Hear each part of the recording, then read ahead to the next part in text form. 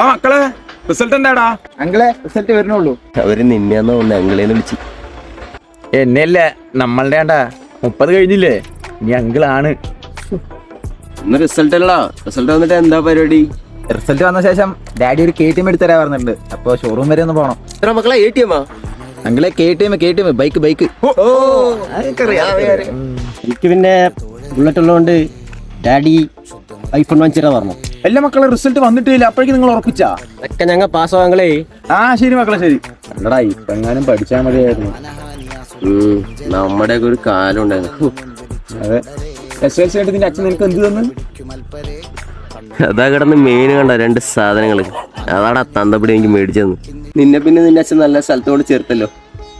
അതെ, രാജമേശ്വരി സൈക്കിള് കോൺക്രീറ്റിന്. അതാ പോടാ പണ്ടാരങ്ങള് പഞ്ചകടത്ത് ഇറങ്ങും തോന്നുന്നു. അതാ എന്റെ മേസ്തിരി